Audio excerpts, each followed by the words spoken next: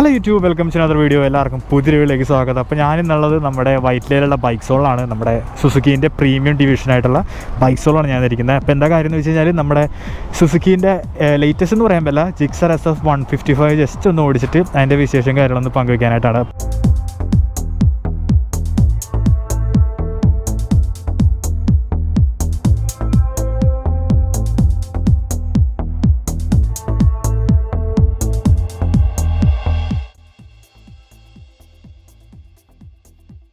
അപ്പോൾ ഇതാണ് നമ്മുടെ ലേറ്റസ്റ്റ് ഇറ്ററേഷൻ ജിക്സർ SF 155 എന്ന് പറയുന്നത്.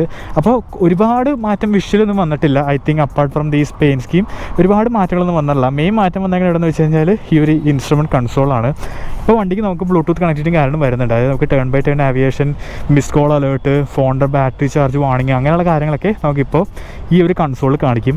അത് മാറ്റി നിർത്തിയാൽ വേറെ മാറ്റം എന്ന് പറയുന്നത് വണ്ടി ഇപ്പോൾ OBD2 കംപ്ലയിൻ്റ് ആണ്. അത് കൂടാണ്ട് തന്നെ എഴുതിക്കുന്ന പോലെ E20 കംപ്ലയിൻ്റ് ആണ്. യെസ്, അതായത് നമുക്ക് 20% എത്തനോളും ബാക്കി 80% പെട്രോളും വെച്ചിട്ട് വണ്ടി ഇപ്പോൾ ഓടിക്കാനായിട്ട് സാധിക്കും. അതാണ് പുതിയൊരു അപ്ഡേറ്റ് എന്ന് പറയുന്നത്.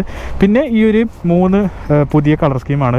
അതിലൊന്നാണ് ഈ ഒരു ബ്ലാക്കിൽ ഈ ഒരു നിയോൺ സ്റ്റിക്കർ വരുന്നത്. ഐ തിങ്ക് ഇതാണ് കുറച്ചുകൂടി കാണാൻ നല്ല രസമുണ്ടായിട്ട്. അത് കൂടാണ്ട് തന്നെ നമുക്കൊരു ഓറഞ്ചിൽ ഒരു സിൽവർ ആക്സെൻ്റ് ആയിട്ട് ഒരെണ്ണം വരുന്നുണ്ട്. അത് കൂടാണ്ട് ഒരു ബ്ലൂവിൽ ബ്ലാക്ക് ബെല്ലി പാനായിട്ട് ഒരു വേരിയൻ്റ് കൂടി വരുന്നുണ്ട്. അതിൻ്റെ ഫോട്ടോസ് ഞാൻ ഇട്ട് കാണിച്ചു. 150cc one of the best selling വണ്ടി തന്നെയായിരുന്നു നമ്മുടെ ഇതും FC-യും. നമ്മൾ കമ്പയർ ചെയ്യുമ്പോഴത്തേക്കും ഈ ഒരു എഞ്ചിനും വെച്ചിട്ടുള്ള ജിക്സറും നമ്മുടെ FC തമ്മിൽ ഭയങ്കര കോമ്പറ്റീഷൻ ആയിരുന്നു. നമ്മുടെ കട്ടൊക്കെ FC-യുടെ ഒപ്പം പിടിച്ചെന്ന് വെച്ച് കഴിഞ്ഞാൽ ആ ഒരു വണ്ടി എന്ന് പറയുന്നത്. പക്ഷേ അതിന് ശേഷം വണ്ടിക്ക് എന്ത് പറ്റിയെന്ന് വെച്ച് കഴിഞ്ഞാൽ ആർക്കും അറിഞ്ഞുകൂടാ. സുസുക്കി ആ ടൈമിൽ തന്നെ വണ്ടി അപ്ഗ്രേഡ് കാര്യങ്ങളൊക്കെ ചെയ്തു. നമ്മുടെ നേക്കഡ് വെർഷൻ നോക്കുവാണെങ്കിൽ നമുക്കിത് അവിടെ ഇരിപ്പുണ്ട്, ഇതേ ഇരിക്കുന്നു. നേക്കഡ് വെർഷൻ കാണാനൊക്കെ ഇപ്പോഴും അവൈലബിൾ ആണ്, പക്ഷേ അധികം റോട്ടിൽ കാണാറില്ല. അതിൻ്റെ ഒരു മേജർ റീസൺ ആൾക്കാർ പറഞ്ഞത് SF-ൻ്റെ കാര്യമല്ല, നേക്കിൻ്റെ കാര്യം പറയുന്ന ആൾക്കാർക്ക് ആ ഒരു ഹെഡ്ലൈറ്റ് അധികം അങ്ങോട്ട് ഇഷ്ടമായില്ല. ആ പുതിയൊരു LED യൂണിറ്റ് അധികം ആർക്കും അങ്ങോട്ട് ഇഷ്ടമായില്ല. പക്ഷേ ഇതിൻ്റെ കാര്യം അങ്ങനെയല്ല, അത് വേറെ കേസ്. പക്ഷേ നമ്മുടെ SF-ൻ്റെ കേസിൽ വരുമ്പോഴത്തേക്കും എനിക്ക് തോന്നുന്നു പ്രീവിയസിലും കുറച്ചും കൂടി ബ്യൂട്ടിഫുൾ ആയിട്ടുണ്ട്. ഇപ്പോൾ കുറച്ചും കൂടി അഗ്രസീവ് ആയിട്ടുണ്ട്. എസ്പെഷ്യലി ഈ ഒരു ഫ്രണ്ട് എന്നൊക്കെ പറയാൻ നല്ല രസമുണ്ട്, വളരെ ഷാർപ്പായിട്ട് തോന്നുന്നുണ്ട്. പക്ഷേ എന്നാലും തിരഞ്ഞു പിടിച്ച് ആൾക്കാർ പറയുന്ന ഒരു കാര്യം എന്ന് പറഞ്ഞാൽ വൈസർ വളരെ ഷോർട്ടായി പോയി. യെസ്, എനിക്ക് തോന്നിയിട്ടുണ്ട്. കാരണം എൻ്റെ ഹാൻഡ് വെച്ച് റെഫർ ചെയ്യുകയാണെങ്കിൽ വളരെ കുട്ടി വൈസറാണ്. കുറച്ചും കൂടി വലിയ വൈസർ കൊടുത്തായിരുന്നെങ്കിൽ കുറച്ചും കൂടി രസമായി. ഞാനത് കൊടുക്കാത്ത റീസൺ എന്ന് പറഞ്ഞു കഴിഞ്ഞാൽ പിന്നെ ഹാൻഡിൽ ബാർ എന്ന് പറയുന്നത് ഒരുപാട് കമ്മിറ്റഡ് അല്ല. അപ്പോൾ ഹാൻഡിൽ ഇത്രയുമുള്ള ഒരു വൈസർ വെച്ച് കഴിഞ്ഞാൽ ഇത് അതിൽ പോയി ഇടിക്കും. അതുകൊണ്ടാണ് ഇങ്ങനെ ഷേവ് ചെയ്ത് വെച്ചിരിക്കുന്നത്. വേറെ കാര്യം ശ്രദ്ധിക്കുക, ഈ ഒരു വണ്ടി എന്ന് പറയുന്നത് വിൻഡ് ടണൽ ടെസ്റ്റൊക്കെ ചെയ്യണ വണ്ടിയാണ്. ഈ ഒരു ഫെയറിംഗ് എന്ന് പറയുന്നത് നമ്മുടെ ഹയാബൂസ വിൻഡ് ടണൽ ടെസ്റ്റ് ചെയ്ത അതേ ഒരു സ്ഥലത്ത് തന്നെയാണ് ഈ വണ്ടിയും ടെസ്റ്റും കാര്യങ്ങളൊക്കെ ചെയ്തേക്കുന്നത്. അപ്പോൾ they know what they are doing. വരുന്നത് ഇനി എന്തോരം കാറ്റ് പിടിക്കുക അങ്ങനെയുള്ള കാര്യങ്ങളൊക്കെ നമുക്ക് വണ്ടി ഓടിക്കുമ്പോൾ പറയാം. അപ്പോൾ നിങ്ങൾ തന്നെ ബാക്ക്ഗ്രൗണ്ടിൽ നോട്ടീസ് ചെയ്താണ് വേറെ കുറച്ച് വണ്ടിയും കൂടി ഇവിടെ ഉണ്ട്. നമുക്കിവിടെ V-Strom ഇരിക്കുന്നുണ്ട്, നമ്മുടെ 250 ഇരിക്കുന്നുണ്ട്, 250 ഉണ്ട്. പിന്നെ അത് കൂടാണ്ട് തന്നെ നമുക്കിവിടെ കട്ടാൻ ഇരിക്കുന്നുണ്ട്, ഒരു 4 സിലിണ്ടർ ബീസ്റ്റ് ഇവിടെ ഇരിക്കുന്നുണ്ട്. അത് കൂടാണ്ട് ഒരു പഴയ ഒരു ഹയാബൂസ ഉണ്ട്. ഐ തിങ്ക് അലവയൊക്കെ കണ്ടിട്ട് ഒരു 2010 ആൻഡ് ബിഫോർ ആണെന്ന് തോന്നുന്നു. പഴയൊരു ബൂസയാണ് ഇവിടെ ഇരിക്കുന്നുണ്ട്. ഒരു ന്യൂയോർക്ക് പ്ലേറ്റായി ഹന്ന എന്നൊക്കെ ആയിട്ട് ന്യൂയോർക്ക് പ്ലേറ്റൊക്കെ വെച്ചിട്ട് ഒരു വണ്ടി ഇരിക്കുന്നുണ്ട്. അതുകൊണ്ട് ഒരു ഫുൾ എക്യുപ്ഡ് ജിക്സറോടെ കാണാം. പിന്നെ ഞാൻ പറഞ്ഞ ജിക്സർ 250 ഇവിടെ ഉണ്ട്. പിന്നെ യെസ്, ചിലർ നോട്ടീസ് ചെയ്ത് കാണും നമ്മുടെ അകത്ത് സുസുക്കീൻ്റെ 800D ഇരിക്കുന്നുണ്ട് കേട്ടോ. ലേറ്റസ്റ്റ് മോഡലാണ് 2024. പറയുവാണെങ്കിൽ വളരെ ഗുഡ് ലുക്കിംഗ് ആയിട്ടുള്ള വണ്ടിയാണ്. എന്താ പറയുക, നല്ല അഗ്രസീവായിട്ട് തോന്നുന്നുണ്ട്. ഒരേ സമയം അഗ്രസീവായിട്ട് തോന്നുന്നുണ്ട്, ഒരേ സമയം നല്ല സിവിലൈസ്ഡ് ആയിട്ട് തോന്നുന്നുണ്ട്. വണ്ടി ഡിസൈൻ വൈസ് നോക്കുമ്പോൾ എനിക്ക് വളരെ ഇഷ്ടപ്പെട്ടു. കമ്പയർഡ് ടു പ്രീവിയസ് വേർഷൻ വളരെ നല്ലൊരു ജമ്പാണ് ഈ ഒരു ഇതിനകത്തേക്ക്. നെയ്ക്കൻ്റെ കേസിൽ എനിക്കങ്ങനെ പറയാൻ പറ്റില്ല. I think I prefer the old one ഈ നെയ്ക്കൻ്റെ കേസിൽ. പക്ഷേ ഇതിലങ്ങനെയല്ല, എനിക്ക് കുറച്ചും കൂടി ഇഷ്ടപ്പെട്ട ഇതാണ്. വളരെ ബ്യൂട്ടിഫുള്ളാണ്. ഭയങ്കര വലിയ പാനൽസും കാര്യങ്ങളൊക്കെ വരുന്നുണ്ട്. പിന്നെ ടാങ്കൊക്കെ ഭയങ്കര മസ്കുലറാണ്. ഫ്രണ്ടിനൊക്കെ നല്ല രസമുണ്ട്. റിയറൊക്കെ നോക്കുവാണെങ്കിൽ വളരെ ബ്യൂട്ടിഫുള്ളാണ്. പിന്നെ നല്ല ബ്യൂട്ടിഫുള്ളായിട്ട് ഇൻറ്റിഗ്രേറ്റ് ചെയ്തേക്കണം. ഐ തിങ്ക് ഏറ്റവും നന്നായിട്ട് ഈ ഒരു ഗ്രാബറിൽ ഇൻറ്റിഗ്രേറ്റ് ചെയ്തേക്കുന്നത് ജിക്സർ തന്നെയാണ്. പറയാതിരിക്കാൻ വയ്യ. നോക്കി എന്ത് ഭംഗിയായിട്ട് ആ ഒരു ടെയിൽ പീസിലേക്ക് ആ ഒരു ഗ്രാബറിൽ എന്താ പറയുക ചാടി നിൽക്കാണ്ട് ഒരുപാട് നല്ല ബ്യൂട്ടിഫുള്ളായിട്ട് ഇൻറ്റിഗ്രേറ്റ് ചെയ്തിട്ടുണ്ട്. ഇപ്പോൾ ഇവിടെ കൊച്ചിയിൽ കോസ്റ്റ് വരുന്നത് 1,89,000 രൂപയാണ്. പക്ഷേ നമുക്കിപ്പോൾ ഓഫേഴ്സും കാര്യങ്ങളുണ്ട്. നമുക്ക് 10,000 rupees ഇപ്പോൾ ഓഫറുണ്ട്. അതായത് നിങ്ങൾക്കിപ്പോൾ 1,79,000 വണ്ടി ഇറക്കാം.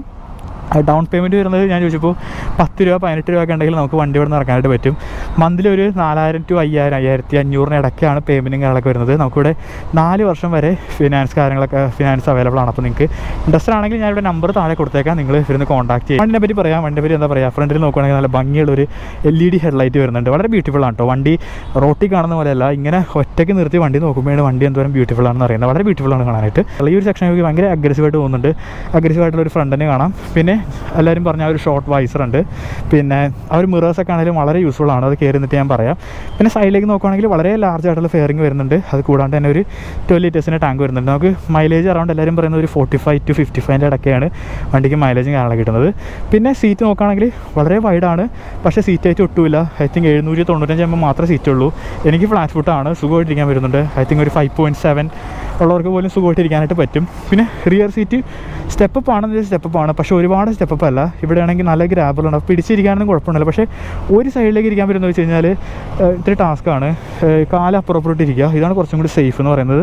പിന്നെ സീറ്റിംഗ് കംഫർട്ടൊക്കെ നോക്കുകയാണെങ്കിൽ വെൽ കുഷൻ സീറ്റ്സാണ് ഇതിന് വരുന്നത്.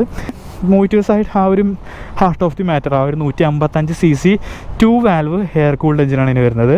പവർ ഔട്ട്പുട്ട് നോക്കുകയാണെങ്കിൽ അറൗണ്ട് ഒരു 13.6 PS പവറും, ടോർക്ക് നോക്കുകയാണെങ്കിൽ ഒരു 13.8 NM ടോർക്കാണ്. അതൊരു 155 cc 2 വാൽവിൽ നിന്നാണ് എക്സ്ട്രാക്ട് ചെയ്യാനും കൂടി ആലോചിക്കുക.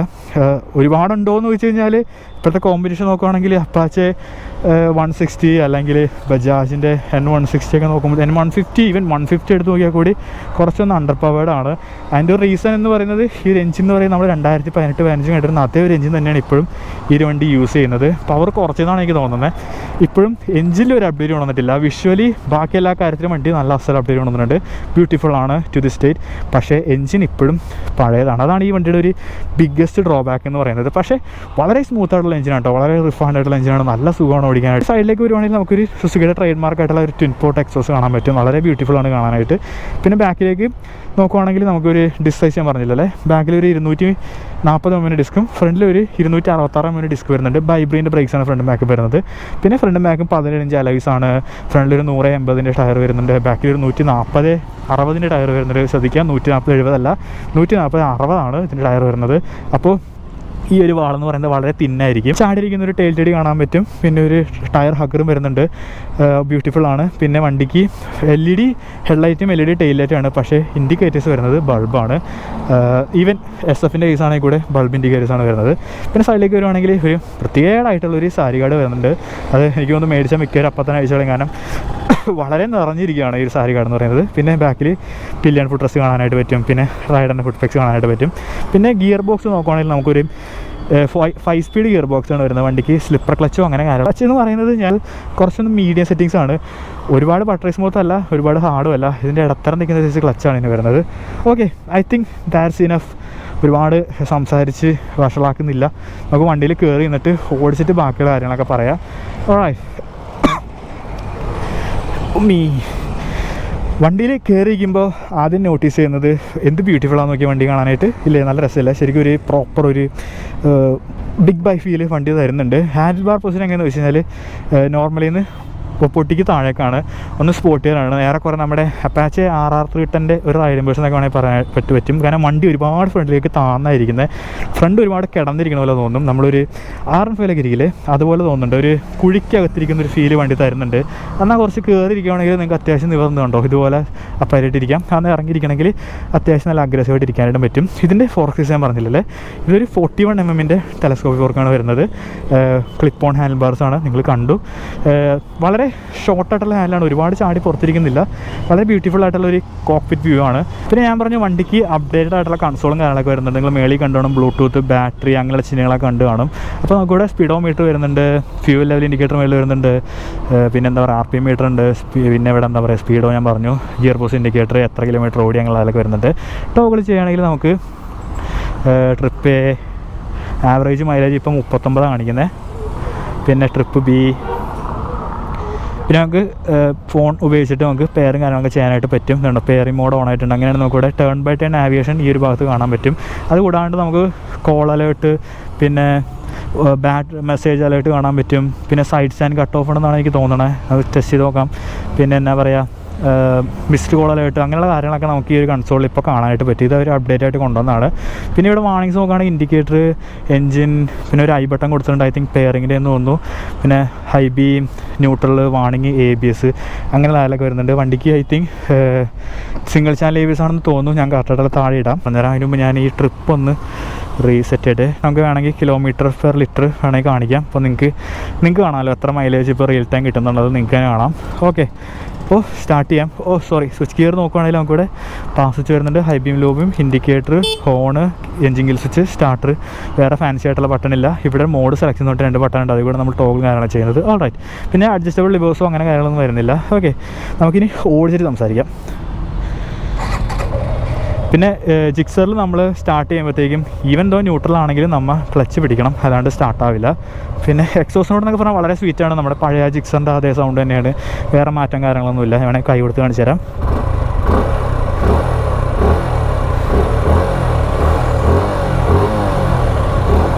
ഓൾറൈറ്റ്, ഇനി നമുക്കൊന്ന് ഓടിച്ചിട്ട് ബാക്കിയുള്ള കാര്യങ്ങൾ പറഞ്ഞുതരാം കേട്ടോ.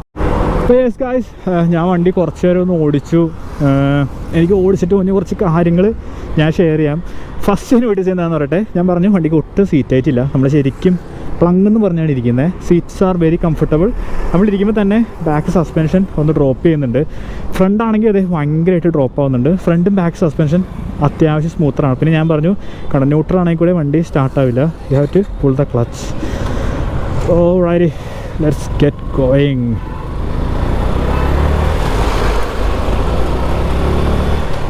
ഓ മാൻ, ഗിയർ ബോക്സിൻ്റെ സൗണ്ട് കേട്ടോ, ടക്ക് ടക്കുന്ന്, അതുള്ളതാണ്. അതാണ് ഈ ജിക്സറിൻ്റെ ഒരു പ്രശ്നം എന്ന് ഞാൻ പറയില്ല. വളരെ ഹാർഡല്ല കേട്ടോ, നമ്മൾ ഈ റോയൽ എൻഫീൽഡൊക്കെ വെച്ച് നോക്കുമ്പോഴത്തേക്കും പട്ടക്ക് എന്നുള്ള സൗണ്ടും കാര്യങ്ങളൊന്നുമില്ല. ഒരു മീഡിയം, ഞാൻ പറഞ്ഞു അനോയിങ് അല്ല. നിങ്ങൾ അത്യാവശ്യം ഒരു ഷൂവും കാര്യങ്ങളൊക്കെ ഇട്ട് ഓടിക്കുവാണെങ്കിൽ കുഴപ്പമുണ്ടാവില്ല. നിങ്ങൾ ചപ്പലൊക്കെ ഇട്ട് ഓടിക്കുവാണെങ്കിൽ കുറച്ച് ഒന്ന് ഹാർഡായിട്ട് തോന്നാൻ ചാൻസ് ഉണ്ട്.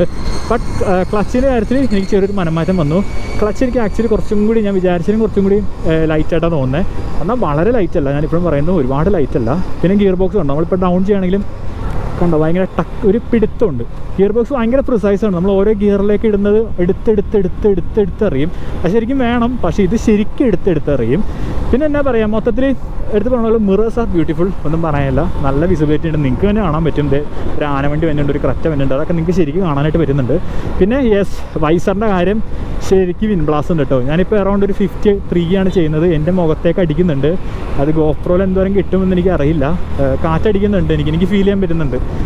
എസ്പെഷ്യലി വണ്ടി നമ്മളൊന്ന് വലിപ്പിച്ച് കഴിഞ്ഞാൽ ശരിക്കും നന്നായിട്ട് അറിയുന്നുണ്ട്.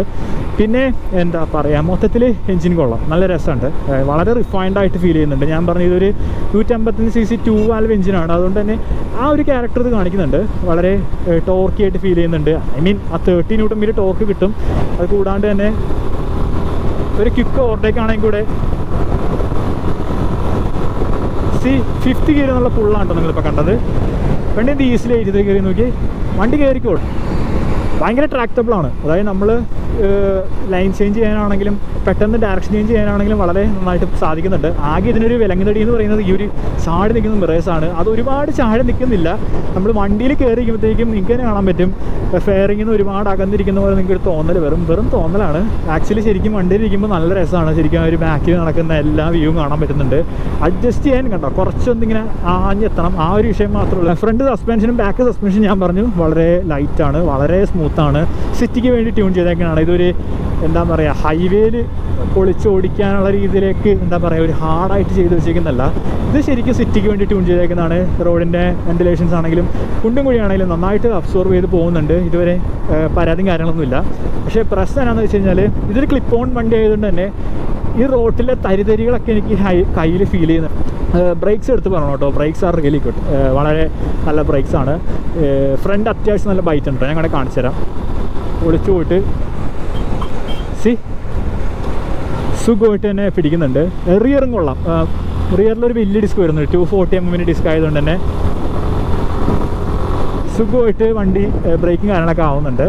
പിന്നെ എന്താ പറയുക, മൊത്തത്തിൽ നല്ല രസമുണ്ട് കേട്ടോ, ഓടിക്കാനൊക്കെ ആണെങ്കിലും നല്ല സുഖമുണ്ട്. കൊള്ളാം, മൊത്തത്തിൽ ഇഷ്ടമായി. ഞാൻ വിചാരിച്ചതിനേലും കുറച്ചും കൂടി നല്ല വണ്ടിയാണ്. ഞാൻ 155cc അല്ലെങ്കിൽ നമ്മുടെ R15 ഒക്കെ പോലെ ഒരു ഫീൽ കിട്ടുമെന്ന് വെച്ച് കഴിഞ്ഞാൽ നോ, അങ്ങനത്തെ ഫീലും കാര്യങ്ങളൊന്നുമില്ല. R15 ഫീലാണ്, അതായത് 150cc ഒരു ഫീലും കാരണം കിട്ടും. പക്ഷേ R15 റെബ് റേഞ്ച് എന്ന് പറഞ്ഞു കഴിഞ്ഞാൽ കുറച്ചും കൂടി ഹയർ ആണ് കമ്പയർഡ് ടു ദിസ്. അത് കൂടാണ്ട് തന്നെ R15 ഈ ഒരു പോക്ക് എന്താ പറയുക അപ് ടു ഒരു 140 വരെ ഉത്തരം പറയാം. എൻ്റെ ഒരു അഭിപ്രായത്തിൽ പറയുവാണെങ്കിൽ വണ്ടിയുടെ ഒരു എഞ്ചിൻ തന്നെയാണ്. വണ്ടി ബാക്കിയെല്ലാ കാര്യത്തിലും അപ്ഡേറ്റ് ആയപ്പോഴത്തേക്കും എഞ്ചിനിൽ വണ്ടി ഒരു തരത്തിലുള്ള അപ്ഡേറ്റും കാര്യങ്ങളും കൊടുത്തില്ല എന്ന് വേണം പറയാനായിട്ട്. സുസുക്കി ഒന്നും കൊടുത്തില്ല. അപ്പോൾ ഞാനിത് സുസുക്കിയായിട്ട് ചോദിച്ചു, ഈ അടുത്ത് വല്ല അപ്ഡേറ്റ് വരാൻ ചാൻസ് ഉണ്ടോ എന്ന് ചോദിച്ചു. അപ്പോൾ അവർ പറഞ്ഞു ഇപ്പോൾ കളർ സ്കീമിന് അപ്ഡേറ്റ് വന്നുകൊണ്ട് തന്നെ ഈ അടുത്തൊന്നും പ്രതീക്ഷിക്കേണ്ട, ഇന്തോനേഷ്യയിൽ എങ്ങാണ്ടൊക്കെ പുതിയ വേരിയൻ്റ് ഇറക്കിയെന്ന് പറയുന്നുണ്ട്. അപ്പോൾ മേ ബി ഇൻ 2025 ചെറിയൊരു മാറ്റങ്ങളോടെ വരുമായിരിക്കും. ശരിക്കും എന്താ പറയുക, നല്ലൊരു മാറ്റങ്ങളോടെ വന്നു കഴിഞ്ഞാൽ R15 മാർക്കറ്റ് സുഖമായിട്ട് പിടിക്കാൻ പറ്റുന്നൊരു വണ്ടിയാണ്. ഇപ്പോൾ അതെന്താണെന്ന് ചോദിച്ചു കഴിഞ്ഞാൽ, നിങ്ങളിപ്പോൾ ഫാസ്റ്റസ്റ്റ് 155cc വണ്ടി ഏതാണെന്ന് വെച്ച് കഴിഞ്ഞാൽ പലരും പറയും R15 എന്ന് പറയും. അല്ല, R15 അല്ല, GSX 150 എന്ന് പറഞ്ഞിട്ടൊരു വണ്ടിയുണ്ട് ഇവർക്ക് പുറത്തുണ്ട്. അതാണ് എന്താ പറയുക, 150cc ഏറ്റവും കൂടുതൽ പവറും കാര്യങ്ങളും ടോപ്പ് എൻ്റെ ഉള്ളൊരു വണ്ടി എന്ന് പറഞ്ഞാൽ അൺഫോർച്ചുനേറ്റ്ലി ആ ഒരു വണ്ടി നമുക്കിവിടെ ഇന്ത്യയിൽ അവൈലബിൾ അല്ല. റീസൺ എന്താണെന്ന് അറിഞ്ഞുകൂടാ. മേ ബി അതിൻ്റെ കോസ്റ്റ് കൊണ്ടായിരിക്കാം. ഈവൻ ആ ഒരു വണ്ടി ഇന്ത്യയിൽ കൊണ്ടുവന്നാൽ തന്നെ നല്ലൊരു കോസ്റ്റ് ആ ഒരു വണ്ടിക്ക് വരാൻ ചാൻസ് ഉണ്ട്. ഐ തിങ്ക് R15 ഒരു വില തന്നെ ആ ഒരു വണ്ടിക്ക് നമുക്ക് എക്സ്പെക്ട് ചെയ്യാം. പക്ഷേ ശ്രദ്ധിക്കുക, 150cc ഏറ്റവും കൂടുതൽ ടോപ്പ് എന്നുള്ള വണ്ടി എന്ന് പറഞ്ഞാൽ GSX 150R ആണ്. അറൗണ്ട് ഒരു 150+ ഒക്കെ വണ്ടി കയറും. അതും നാലേക്കണേ വിത്തൗട്ട് VVയും കാര്യങ്ങളൊന്നും നാലേക്കണേ. R15 വിത്ത് VV ആണ് ആ ഒരു ടോപ്പിന് കാര്യങ്ങളൊക്കെ കയറുന്നത്. ഇത് ആവട്ടെ, നമ്മുടെ GSX ആവട്ടെ, ഒരു VV ഇല്ല, ഒന്നുമില്ല, അല്ലാണ്ടാണ് ആ ഒരു ടോപ്പിൻ്റെ അച്ചീവ് ചെയ്യുന്നത്. അപ്പോൾ ആ ഒരു വണ്ടി അവർ ഇന്ത്യയിലേക്ക് കൊണ്ടുവരികയാണെങ്കിൽ ഒരു പക്ഷേ R15 ഒരു 30 അല്ലെങ്കിൽ 40% മാർക്കറ്റ് അവർ പിടിക്കാനായിട്ട് പറ്റും. ഓൾറൈറ്റ്. പിന്നെ വണ്ടിക്ക് ലേറ്റസ്റ്റ് ആയിട്ട് ടെക് എന്ന് പറയാൻ ബ്ലൂടൂത്ത് മാത്രമേ ഉള്ളൂ. വണ്ടിക്ക് വേറെ വലിയ വലിയ ഫീച്ചേഴ്സും കാര്യങ്ങളൊന്നും വരുന്നില്ല. ഐ മീൻ എന്നാ പറയുക, അഡ്ജസ്റ്റബിൾ USB 4 അല്ലെങ്കിൽ അങ്ങനെയുള്ള കാര്യങ്ങളൊന്നും വണ്ടിക്ക് വരുന്നില്ല. ട്രാക്ഷൻ കൺട്രോള്, അങ്ങനെ ട്രാക്ഷൻ കൺട്രോളൊക്കെ ശരിക്കും അൺനെസസറി ആണ് ഈ ഒരു 150cc. പക്ഷേ ചില ഒക്കേഷനിൽ ഞാൻ ആഗ്രഹിക്കും ട്രാക്ഷൻ കൺട്രോൾ ശരിക്കും ആവശ്യമുണ്ട്. അതിപ്പോൾ എങ്ങനെയാണെന്ന് വെച്ച് കഴിഞ്ഞാൽ, ഇപ്പോൾ ഫ്രണ്ടിൽ പോകുന്ന ഓട്ടോ ഒന്ന് ഓയിൽ ലീക്കാന്ന് വിചാരിക്കുക. അപ്പോൾ ഈ റോഡ് മൊത്തം ഓയിലായിട്ട് നിറയും. അപ്പോൾ ആ ഒരു സമയത്ത് ട്രാക്ഷൻ കൺട്രോളിൻ്റെ ഗുണമൊക്കെ ശരിക്കും എന്താ പറയുക, ഹെൽപ്ഫുള്ളാണ്. ട്രാക്ഷൻ കൺട്രോൾ ഉള്ളത് നല്ല ഹെൽപ്ഫുള്ളാണ്. ഇല്ലെങ്കിൽ ട്രാക്ഷൻ കൺട്രോൾ ഇല്ലാത്ത വണ്ടിയാണെങ്കിൽ നമ്മൾ ശരിക്കും തെന്നിയടിച്ച് വിടാൻ ചാൻസ് ഉണ്ട്. പക്ഷേ ഒരു വണ്ടിയിൽ ഡെയിലി നമ്മൾ വണ്ടി ഓടിക്കുന്ന ആൾക്കാരല്ലേ, എത്ര പ്രാവശ്യം ഓയിൽ ലീക്ക് നമ്മുടെ കേരളത്തിൽ വരാറുണ്ട്. റയർ സിനാറിയോ ആണ്. അപ്പോൾ അതൊരു ബാക്കപ്പ് ഫീച്ചറാണ്, നല്ലതാണ്. പക്ഷേ ഒരു 14-15 എന്തിന് 30 Nm വണ്ടിക്ക് ട്രാക്ഷൻ കൺട്രോളിൻ്റെ ആവശ്യമുണ്ടെന്ന് വെച്ച് കഴിഞ്ഞാൽ എനിക്ക് വലിയ കാര്യമായിട്ട് തോന്നുന്നു. യെസ്, അപ്പോൾ നമ്മളിത് കുറച്ച് നേരം ഓടിച്ചു, ഒന്ന് ഒതുക്കിയിട്ടേക്കുമാണ് ഹൈവേയിൽ. ഇതുവരെ കൊള്ളാം കേട്ടോ. ഹൈവേ പെർഫോമൻസ് നല്ല രസമുണ്ട്. ഐ തിങ്ക് ഈ വണ്ടി ഞാൻ പറഞ്ഞു സസ്പെൻഷൻ വൈസ് വളരെയധികം സിറ്റിക്ക് വേണ്ടി ട്യൂൺ ചെയ്ത വണ്ടിയാണ്. അതുകൊണ്ട് തന്നെ സിറ്റിയിലേക്ക് ഓടിക്കാൻ നല്ല രസമായിരിക്കും. പിന്നെ നമ്മുടെ കൊച്ചിയിലെ കാര്യം എന്താ പറയുക, ഇപ്പോൾ 2 ദിവസം മഴ കഴിഞ്ഞിട്ട് ഇന്നിപ്പോൾ ഒരു ചെറിയൊരു ശമനമുണ്ട്. മഴയും കാര്യങ്ങളൊന്നുമില്ല, വളരെ കാമായിട്ടിരിക്കുന്നുണ്ട്. മൂടിക്കെട്ടിയ അന്തരീക്ഷമാണ്, എന്നാലും മഴ പെയ്യില്ല. നമുക്കറിയാമല്ലോ, മൂടിക്കെട്ടിയ അന്തരീക്ഷമാണ്. പക്ഷേ വലിയണ്ടാന്ന് നോക്കിയാൽ വേണ്ടി വന്നിട്ട് ഇതാണ് R15 വിത്ത് പില്ലിയൻ വണ്ടി, വലിയണം കൂടി ഇല്ല. ഓൾറൈറ്റ്. അപ്പോൾ പില്ലിൻ്റെ കാര്യം പറഞ്ഞ് നന്നായി. നമുക്ക് ഇതിൻ്റെ പില്ലിയൻ കംഫർട്ട് നോക്കുകയാണെങ്കിൽ ഞാൻ പറഞ്ഞ അടിപൊളി കംഫർട്ടാണ്. പക്ഷേ ഈ വണ്ടിയിൽ പില്ലിയൻ എത്തിക്കഴിഞ്ഞാൽ വണ്ടിയുടെ പെർഫോമൻസിൽ നന്നായിട്ട് ബാധിക്കും. ഐ മീൻ ശരിക്കും നമ്മളെന്തോ കെട്ടി വലിച്ചുകൊണ്ട് പോകുന്നൊരു ഫീല് ഈ വണ്ടിക്കും വരുന്നുണ്ട്. ഈ വണ്ടിയിൽ പ്ലസ് പോയിൻ്റ് ആയിട്ട് എനിക്ക് തോന്നിയത് വണ്ടിയുടെ സസ്പെൻഷൻ തന്നെയാണ്. വളരെ എന്താ പറയുക, സോഫ്റ്റ് ആയിട്ടുള്ള front back suspension, braking are very good. നല്ല തിക്കറായിട്ടുള്ള 41 mm ഫോർക്ക് വരുന്നുണ്ട് തന്നെ. നല്ല ഹാൻഡ്ലിങ്ങും അത്യാവശ്യം കൊള്ളാം. പിന്നെ ക്ലിപ്പ് ഓൺ ബാർസ് തന്നെ ഞാൻ പറഞ്ഞു, ആ ഒരു ഫ്രണ്ടിൻ്റെ ഫീൽ ശരിക്കും കിട്ടുന്നുണ്ട്. ഇതിൽ പോരാ എന്ന് തോന്നുന്നത് ഒറ്റ കാര്യമാണ്, ഇതിന് എഞ്ചിൻ തന്നെയാണ്. ഇത് എഞ്ചിൻ അപ്ഗ്രേഡ് ചെയ്യേണ്ട സമയം അതിക്രമിച്ച് കഴിഞ്ഞു എന്ന് വേണമെങ്കിൽ പറയാനായിട്ട്. Engine needs an update man. Minimum ഒരു ഇപ്പോഴത്തെ ഞാൻ പറഞ്ഞു N160, NS 160, പിന്നെ അപ്പാച്ചെ 160 2 വാൽവ് വെച്ചിട്ട് അറൗണ്ട് 16 PS പവർ വരെ അത് ചേൺ ഔട്ട് ചെയ്യുന്നുണ്ട്. അപ്പോൾ ആ ഒരു കാലഘട്ടത്തിൽ ജിക്സർ ഒട്ടും പിന്നിലേക്ക് പോകാൻ പാടില്ല. എൻ്റെ അഭിപ്രായത്തിൽ ഈ ഒരു 13.8 മാറ്റിയിട്ട് ഒരു മിനിമം ഒരു 17-18 പിടിക്കണം.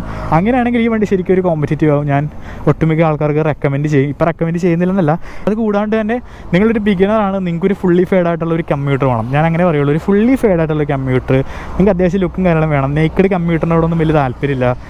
അങ്ങനത്തെ ഒരു ഇത് നോക്കുവാണെങ്കിൽ എന്തുകൊണ്ടൊരു മികച്ചൊരു വണ്ടി തന്നെയാണ് ഈ ഒരു ജിക്സർ SF 155 എന്ന് പറയുന്നത്. ഓൾറൈറ്റ്. അപ്പോൾ കോസ്റ്റും കാര്യങ്ങളൊക്കെ ഞാൻ പറഞ്ഞു, അറൗണ്ട് 1.79 നമുക്ക് വണ്ടി ഇപ്പോൾ ഇറക്കാനായിട്ട് പറ്റും. പിന്നെ എന്നാ പറയുക, ബിഗ് താങ്ക്സ് ടു എന്താ പറയുക നമ്മുടെ സുസുക്കി ഒരു വണ്ടി ഒരു ടെസ്റ്റ് ഡ്രൈവിനും കാര്യങ്ങളൊക്കെ അറേഞ്ച് ചെയ്യുന്നു. അപ്പോൾ നിങ്ങൾക്ക് വണ്ടി ടെസ്റ്റ് ഡ്രൈവും കാര്യങ്ങളൊക്കെ നമുക്കിപ്പോൾ സുസുക്കീൻ്റെ ഷോറൂമിൽ അവൈലബിൾ ആണ്. നിങ്ങൾക്ക് വന്ന് ടെസ്റ്റും കാര്യങ്ങളൊക്കെ ചെയ്യാവുന്നതാണ്. അപ്പോൾ വൈറ്റിൽ വന്നു കഴിഞ്ഞാൽ നിങ്ങൾക്ക് വണ്ടി ടെസ്റ്റ് ഡ്രൈവും കാര്യങ്ങളൊക്കെ ചെയ്യാം.